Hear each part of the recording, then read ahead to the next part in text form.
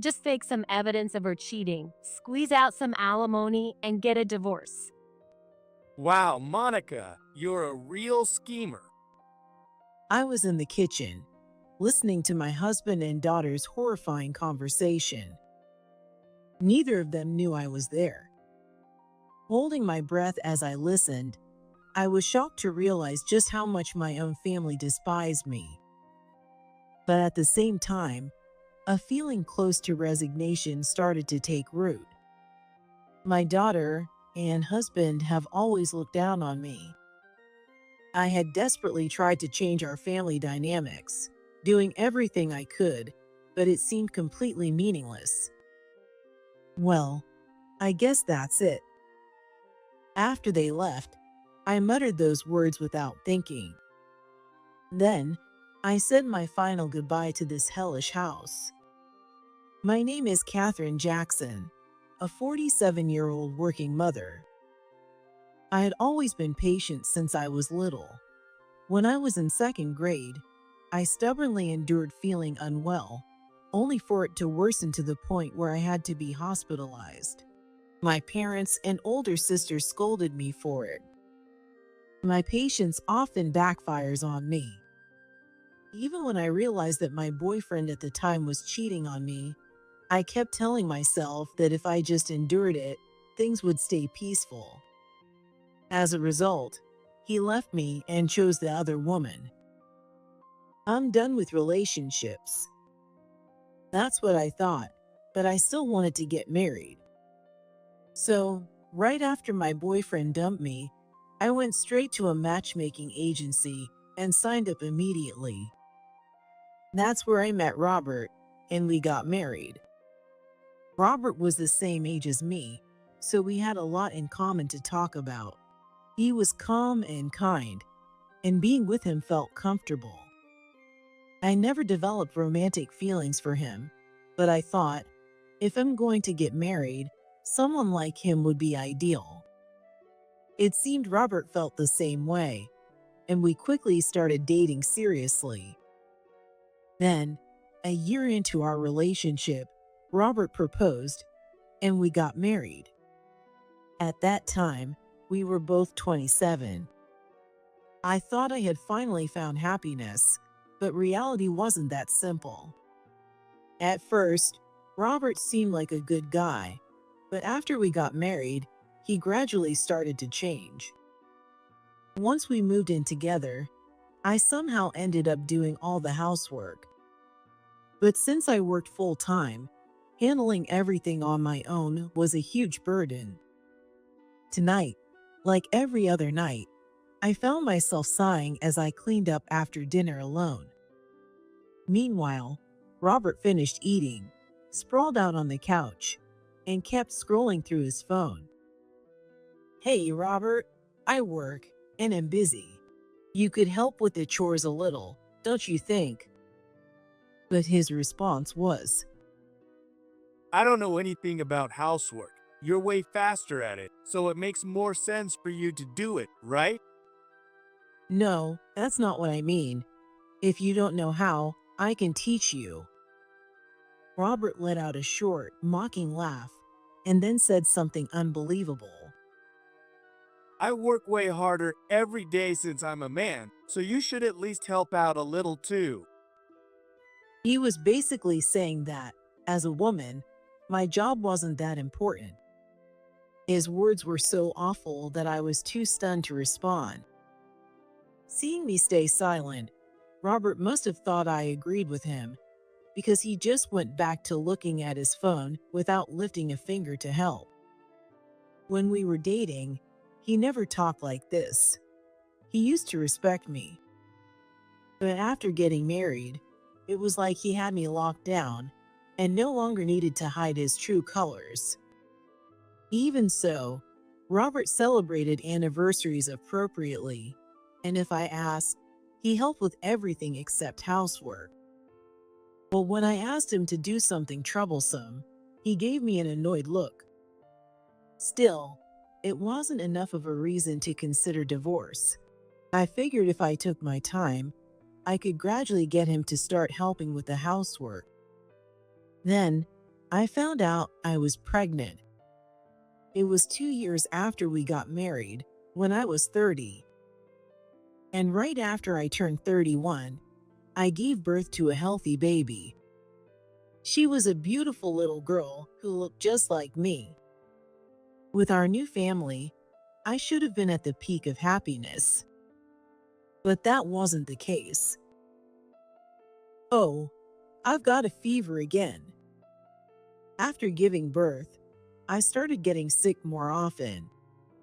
I had heard that pregnancy and childbirth could change women's bodies significantly, but I never expected my health to decline this much. Even while feeling weak and dizzy, I did my best to take care of my daughter, Monica. I couldn't do anything beyond that, so I tried to let Robert know. Sick again? I've been thinking for a while. Are you just faking it? Robert seemed to think that pregnancy and childbirth weren't a big deal. When I came home after giving birth to Monica, our house was a complete mess because Robert didn't know how to do any chores. But instead of looking guilty, he just said, Well, I'll leave the cleanup to you. even though I had just given birth and hadn't regained my strength, he expected me to clean the entire house.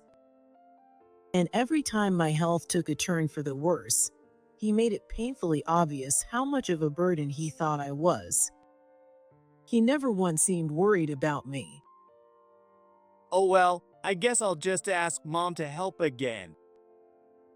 Hearing that made me grimace. Robert's mother had lost her husband years ago and now lived about 10 minutes away from our apartment. She had asked us to move in with her multiple times, but I always found a way to turn her down. That's because she was constantly cruel to me. Maybe she felt like I had stolen her only son from her. As soon as Robert called, she showed up at our place right away. All right, Grandma's here. Robert's mother let herself in using the spare key he had given her without my knowledge, walking in like she owned the place. With a bright, cheerful smile, she beamed at Monica. Then, turning to me, she smirked mockingly. My goodness, with a mother like this, poor Monica. Well, whatever. I'll take care of her again today, so you stay out of the way. She said it like she was doing me a favor, but she could barely hide her excitement. It was clear that seeing the daughter-in-law who stole her only son suffering from illness brought her genuine joy. Besides, if I get sick, she can have her cute first grandchild all by herself. For her, it was nothing but a win-win situation. This can't go on. I couldn't let someone as twisted as her take care of Monica. I was still on maternity leave, but if my health kept failing, it'd end up taking too many sick days and causing trouble at work. The truth was, Robert's salary wasn't that great. Robert didn't make enough to support both Monica and me. If I wanted Monica to live comfortably without any struggles, I had to work hard. Determined, I started going to the doctor regularly to fix my health issues. I also exercised as much as I could to rebuild my strength. By the time Monica entered elementary school, my health had completely recovered, and I no longer collapsed from exhaustion. Mom, hurry up and tie my hair now. Monica had completely picked up my mother-in-law's attitude and started looking down on me. To her, I wasn't a mother. I was just a convenient servant. All right, I got it. But that's not the way to ask someone for help. Even so, she was still little, and her selfish demands were somewhat endearing. I kept correcting Monica whenever I could, trying to raise her properly. But it seemed I was already too late. Instead of me, the strict mother who scolded her, Monica grew attached to my mother-in-law. She spoiled Monica endlessly, buying her sweets and toys whenever she wanted. Whenever I tried to put a stop to it, my mother-in-law would snap back twice as hard. It's my money. I can spend it however I want. You have no right to tell me what to do. With this constant hostility, I eventually stopped saying anything. Meanwhile, Monica kept growing. She never listened to my warnings, and before I knew it, she was in the upper grades of elementary school. By then, she had grown sharp-tongued, and the insults toward me became more frequent. Shut up. Stay out of it, Mom. Even the slightest correction would get this kind of reaction. Once, in a fit of rage, Monica even hit me. Realizing that things were seriously spiraling out of control, I tried desperately to rebuild a normal parent-child relationship, but nothing changed. Before I knew it, Monica had become a high schooler. Then, one day, Monica was already a senior in high school, but still hadn't decided on her future and was just drifting through life. Worried about her, I said this. Monica, have you thought about your future? No matter where you decide to go, you should start studying seriously. If you want to attend a private university, don't worry. I've already saved up enough for you. I said it out of concern for Monica. But the moment she heard my words, her face twisted with rage. Shut the hell up. Stay out of my business. She screamed at me, then suddenly shoved me with full force. Because of how much my mother-in-law had spoiled her with food since she was little, Monica had grown into a big, strong girl. When she pushed me, I was thrown hard against the wall. Ouch! A sharp, intense pain shot through me, so overwhelming that I couldn't make a sound. I collapsed to the floor, curling up in agony. Monica didn't even try to help me. She just looked down at me like I was nothing more than trash. After a while, my pain began to subside, and I somehow managed to get back on my feet. Monica was already gone. It wasn't bad enough to go to the hospital, but the thought of what could have happened if I had hit my head in the wrong spot sent a chill down my spine. Monica never apologized to me, and I knew this wasn't something I could just ignore. So, I decided to talk to Robert about it. This is your fault for butting in. Monica's got everything under control, so there's nothing to worry about. He immediately blamed me and refused to take the conversation seriously. After that, I became terrified of Monica and stopped talking to her altogether. I often wondered if it was okay to act this way toward my own daughter, but every time I thought about speaking up, the fear of being hit again kept me silent. But I know I can't just let this go on. I knew I had to find a way to change this situation, but no good ideas came to mind. Every day, I just sighed more and more. Eventually, Monica managed to get into college. She didn't take her studies very seriously, so even though it wasn't a top university, I was relieved that she was able to enter the college. Maybe because I had stopped talking to her, Monica began treating me like I didn't exist. That didn't mean she took care of herself, though. She still ate the meals I cooked and wore the clothes I washed before heading off to school. At this point, I had become nothing more than a convenient servant to her. And maybe because Monica acted this way, Robert and my mother-in-law had also started ignoring me lately. My mother-in-law would still show up at our house unannounced, but whenever she brought gifts, it was obvious she never included anything for me. I didn't say a word about it. I just silently brewed tea for everyone, as always. I knew this daily life was completely wrong, but since there was no direct harm, I just accepted the situation as it was. It was better than saying something unnecessary, getting hit, and feeling the pain. Oh, right. Tomorrow is Monica's birthday. Looking at the calendar, I suddenly remembered. Monica ignored me completely, but she always finished every meal I cooked.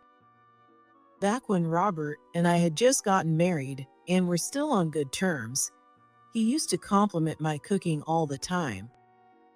Even my mother-in-law, who constantly nitpicked my housework, had never once complained about my cooking. If nothing else, my cooking skills were the one thing my family acknowledged. I should make her birthday dinner this year. Ever since Monica was little, I had always cooked a special, extravagant meal for her birthday. And on this day alone, Monica would actually smile and enjoy her food. Lately, she ate without showing any emotion, but she never left anything on her plate. At least on her birthday, I could feel like I was still part of the family. Did I already have all the ingredients in the pantry? Our pantry was next to the kitchen. It was a small room where we stored food supplies. Since it was out of sight from the kitchen, Monica used to hide and play there a lot when she was little. I stepped inside and started checking the shelves, making a list of the missing ingredients. Just then, Ah, she's not here. Did she go out somewhere? Monica and Robert walked into the kitchen. Oh well, I'll make us some tea. Thanks, Dad. It seemed like they had come for a drink. I hurried to step out of the pantry, but the conversation I overheard made me freeze in place. Hey, Dad. When are you finally going to divorce her? Well, do you really want me to divorce her, Monica? Of course. Just living in the same house as her stresses me out. I wish she'd disappear. Even Grandma says all the time that she wants Mom gone. Hearing Monica's true feelings so suddenly, I felt the blood drain from my face. I knew she didn't like me, but I never imagined she found my very presence unbearable. But you know, if I'm the one to initiate the divorce, he'll have to split my assets with her. Oh, really? That sounds annoying. Oh, I've got an idea. Just fake some evidence of her cheating. Take her for as much alimony as possible and divorce her. Monica's voice was bright and cheerful, as if she had come up with some brilliant plan. Take her for everything she's got, and make sure she has to keep paying child support for me too. That's the only thing she's useful for, making her cough up money. If you need fake evidence, I'll help set it up. At Monica's outrageous suggestion, Robert laughed heartily, truly enjoying the conversation. Monica, you're a real schemer. Right? Just think about it seriously. I mean, Dad, do you really want to be stuck with that old hag for the rest of your life? Well, yeah, just imagining having to look at that miserable face forever is enough to make me depressed. After a while, their footsteps faded as they walked away. Once they had completely left the kitchen, I slowly stepped out of the pantry. Overhearing their true feelings by accident, I was initially struck with shock, as if I had been hit by lightning. But almost immediately, I calmed down. I had never really been treated as part of this family. In fact, maybe I hadn't even been treated as a human being. I had endured everything, thinking that as long as I kept quiet, I could maintain some kind of peace. Maybe it was because of my patience that I had lasted this long. But I had finally reached my limit. I kept my presence hidden as I quietly stepped out of the kitchen and into the hallway. Apparently, they went out. Without hesitation, I went to my room and stuffed a few days' worth of clothes into my suitcase. Then, I hurriedly left the house. After leaving the house, I headed to my childhood home, which was a bit farther away. My childhood home, about an hour's drive away, was now where my older sister and her husband lived. Since our parents had already passed away, my sister, Emily, had inherited the house. Catherine, what's going on? Oh my God, your face is completely pale. Hurry inside. Jake, Hannah, help her with her luggage. As soon as I arrived, my sister's entire family was already outside waiting for me. I had called ahead to say I was coming, and they must have sensed from my voice that something was seriously wrong. They all looked worried as they waited for me. Auntie Catherine, are you okay? Catherine, I brought you something warm to drink. Take your time and relax. As I sat in the living room, I finally let out a deep sigh of relief. When I finally calmed down, I began to tell them all about what had happened. That's unbelievable. How could they be so cruel? I see Catherine from time to time, but I haven't seen Robert or Monica in years.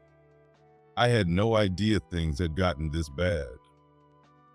I visited my childhood home occasionally and kept in touch with my sister and her husband. Robert and Monica used to come along in the past, but they started disliking my family simply because they were mine. For the past few years, they haven't visited my childhood home at all. I can't believe they treated Auntie Catherine like that. I'll never forgive them. Anna was furious, as if it had happened to her personally. Hearing her words, I couldn't hold back my tears. More than my own household, my sister's family was the one truly looking out for me. The moment I realized that in this home, I was treated as a real human being, my tears started flowing uncontrollably. You can stay as long as you want. This is your home too. Emily, thank you. And Jake, Hannah, thank you both so much. I'm sorry for the trouble. There's no need to apologize. Jake smiled warmly. He was my sister's senior in her high school club, and he had been devoted to her ever since. I couldn't help but think, I wish I had found someone as kind as Jake. As I sat there, overwhelmed by my sister's family's kindness, tears welled up in my eyes again. That night, for the first time in a long while, I felt completely at peace. Before going to bed, I checked my phone and saw countless messages from Monica and Robert. But I ignored them and went to sleep. The next day, my phone was bombarded with even more calls, but I ignored those too. As I stayed at my childhood home, I focused on healing my wounded heart and enjoying a peaceful life. Thankfully, my workplace wasn't too far from here, so commuting wasn't a problem. In fact, without having to take care of Robert and Monica, I actually had more free time than before. I used that extra time to start preparing for the next chapter of my life. And just like that, 2 weeks passed since I returned home. Wow, today was exhausting. Since it's the weekend, should we go out to eat? Great idea. I'm in. Both my sister and her husband worked full-time, and Hannah was commuting to college from home. That day, everyone had a long day at work or school, and the idea of cooking dinner this late felt like too much. So, Emily suggested eating out, and everyone excitedly started getting ready. I had fully blended into their family, and I was genuinely looking forward to going out for dinner. But just as we were about to leave, the doorbell suddenly rang, shattering our peaceful weekend. What the hell are you two doing here? Emily was the first to react and headed to the door, but her voice came out cold and firm. Sensing something was wrong, I quickly hurried to the entrance. There were Robert and Monica. Please, let me talk to Catherine. I had expected them to show up just to insult me again, but surprisingly, they looked exhausted, completely different from what I had imagined. Not only me, but also Emily seemed to wonder, and she gave me a puzzled look. Frowning as well, I gave her a small nod in response. Robert and Monica were led into the living room, where Emily and I sat across from them. Since there weren't enough chairs, Jake and Hannah remained standing, glaring at the two of them. So, what do you want? Emily's voice was sharp, laced with irritation. Robert, looking like he was about to cry, started explaining. Ever since Catherine left, my house has been a disaster. We've been eating takeout nonstop, and now my stomach's all messed up. The laundry keeps piling up, and we're running out of clean clothes. So filthy that there's barely any room to walk. How do you even manage to wreck a house that badly in just 2 weeks? I wondered if these two were some geniuses in the worst possible way. Then Monica chimed in, trying to sound pitiful. I'm so sick of eating takeout food. Everything is too salty, and now I've gained weight, and my skin's breaking out. Hey, how much longer are you planning to stay here? Hurry up and come back now. No, you've always been on the heavier side. I almost blurted out, but held my tongue. Before I could say anything, Hannah spoke up for me. Oh, so you've gained weight, Monica? Well, you haven't changed much in the past, so don't worry about it. Or maybe you've just been steadily gaining weight over the years since we last saw each other. Since they were both girls and close in age, Hannah had never gone easy on Monica. But she never said anything cruel without a reason. This time, she was clearly lashing out because she was furious over how Monica had treated me. Hearing this from Hannah, who had always had a flawless figure, Monica's face turned bright red. A mix of anger and embarrassment flashed across her face. How could you say that, Hannah? I've been going through so much stress. Realizing she couldn't win with words, Monica covered her face with both hands. But it was obvious she wasn't actually crying. Since she was a child, she made a scene of crying whenever it didn't go her way. She's still pulling this act even as a college student. I watched her with cold indifference. Oh, come on, Monica. It's painfully obvious you're not actually crying. That's embarrassing. Just stop. You're a college student now, aren't you? Emily's sharp words made Monica lower her hands in surprise. See, you're not even crying.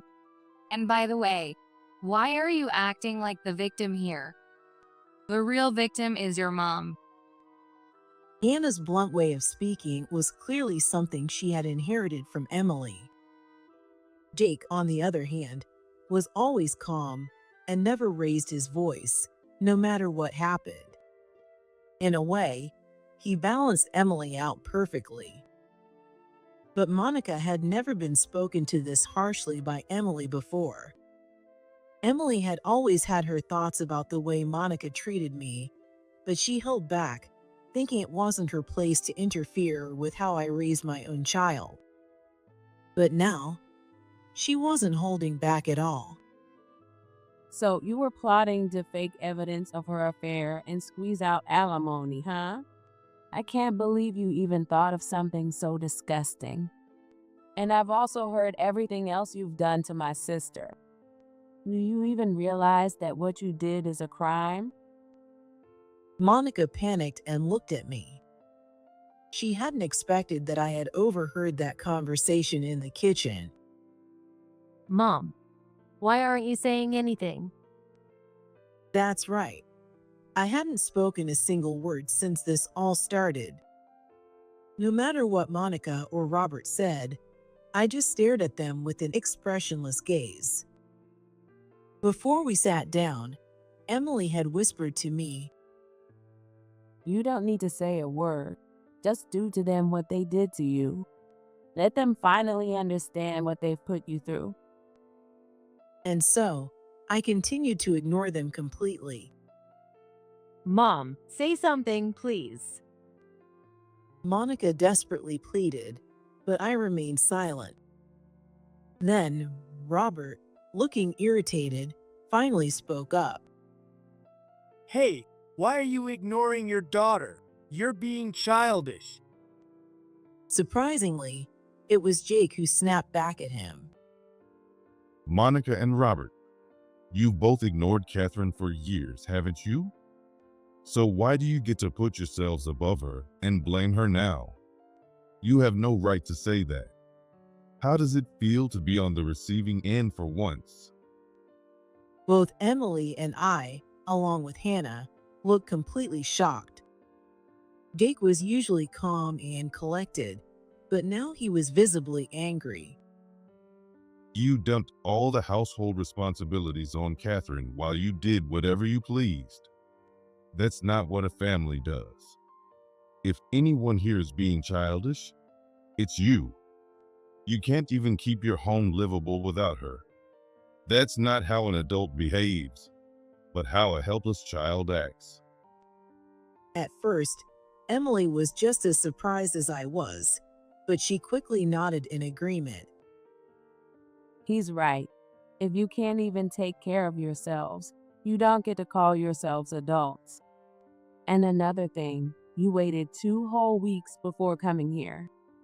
Why didn't you come right away after Catherine left? We didn't know where Catherine had gone. Really? Your first guess should have been her childhood home. Are you seriously telling me you couldn't even figure that out? If that's the case, then I'm honestly disappointed in how little you think. Emily's sharp words hit like daggers, and Robert's hands trembled slightly. Watching the two of them get completely shut down by my sister's family, I let out a deep sigh. Emily, Jake, and Hannah, thank you for speaking up on my behalf, but I'll handle the rest myself. I have some things I want to say to these two directly. Saying that, I reached into my bag and pulled out a document, handing it to Robert. Let's get a divorce, Robert. What? Why? Robert's reaction was one of pure shock, like he had never even considered this possibility. I met his eyes with a cold, unwavering gaze. Why? You've ignored me and treated me like I didn't matter for years. What I don't understand is why you ever thought I wouldn't divorce you. Well, Did you really think you could do whatever you wanted to me? That just because I never complained, I was nothing more than a punching bag to you. Well, too bad for you. I'm a human being with emotions. After everything you and Monica have put me through, did you honestly think I wouldn't feel anything? Next, I shifted my gaze to Monica. Monica, I know your personality has been heavily influenced by your grandmother. I tried countless times to correct it, but nothing ever changed. But listen, when you were a child, that might have been an excuse. Now, you're a college student.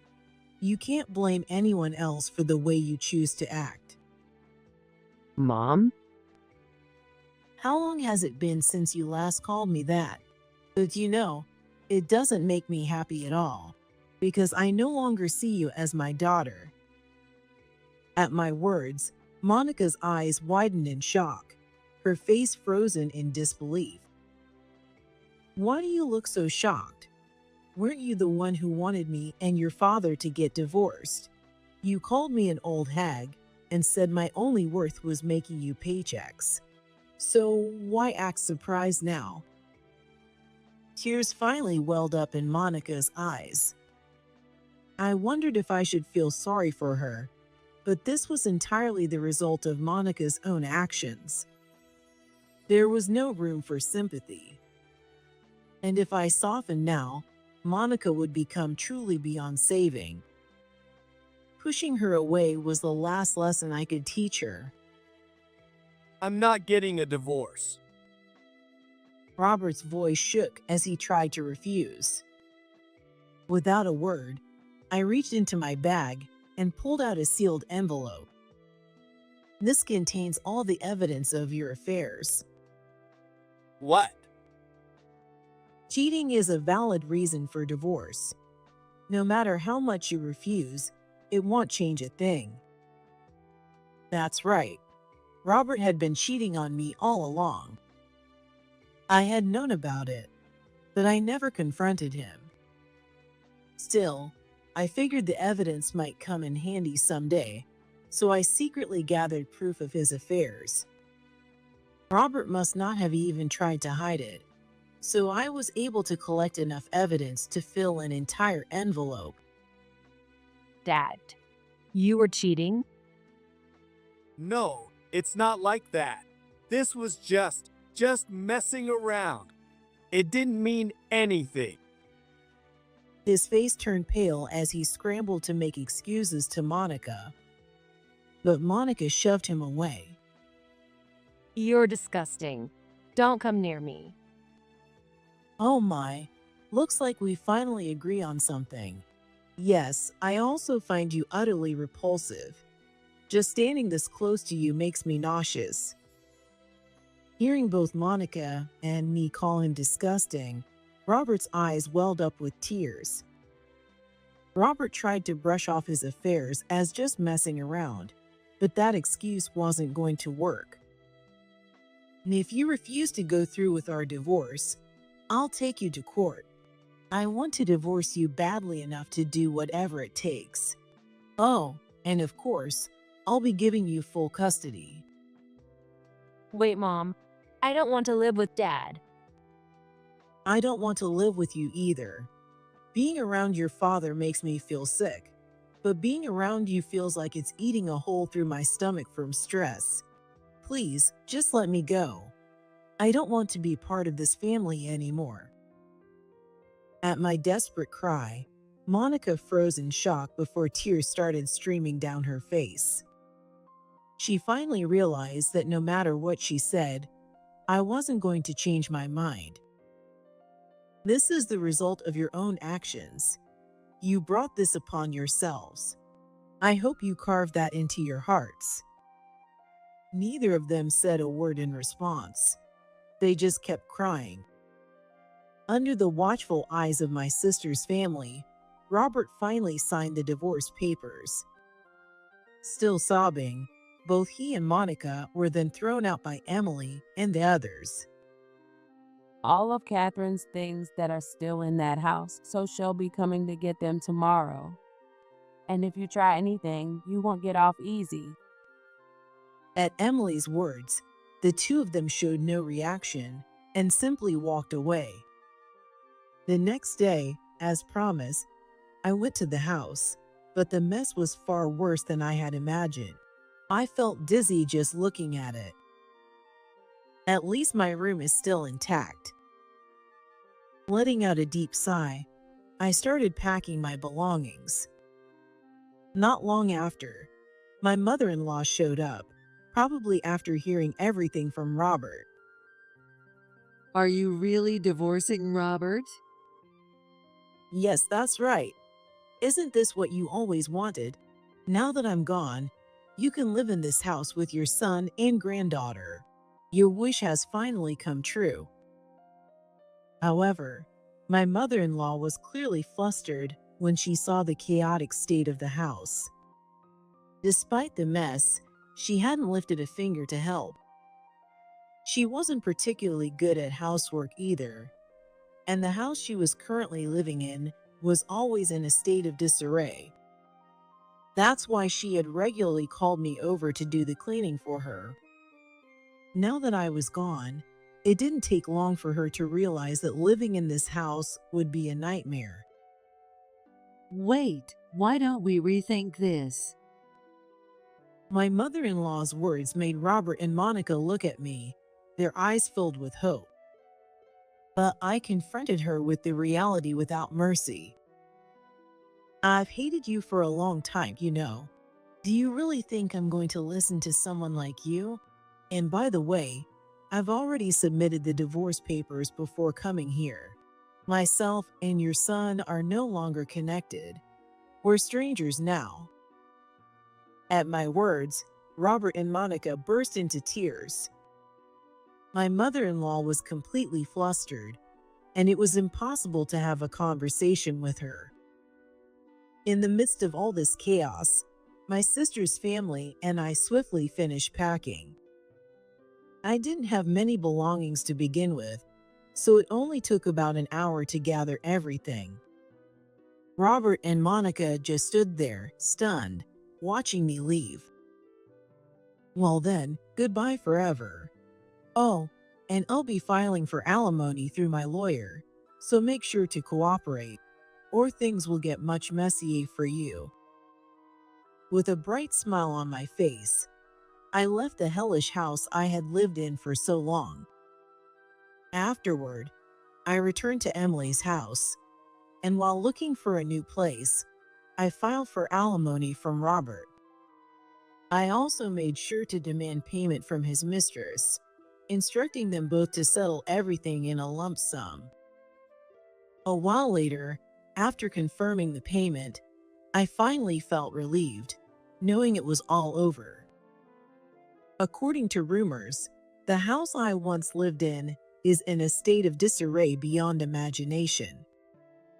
Robert's salary alone isn't enough to cover their living expenses, and they are apparently in a very tough spot. Monica had said she wanted to continue attending college, but with Robert's income alone, that would be impossible. My mother-in-law had relied on financial support from Robert, but that was only possible because I was the one bringing in the money. Now, with nothing but her pension to rely on, her life is becoming increasingly difficult. Well, whatever happens to them doesn't concern me anymore. I am finally enjoying the freedom I've gained, and am thinking about how to live the rest of my life. But I know I have a strong support system in my sister's family, so no matter what happens, I'll be fine. If anything happens to them in the future, it will be my turn to protect them. I will continue to live my life with my beloved family, doing my best every step of the way.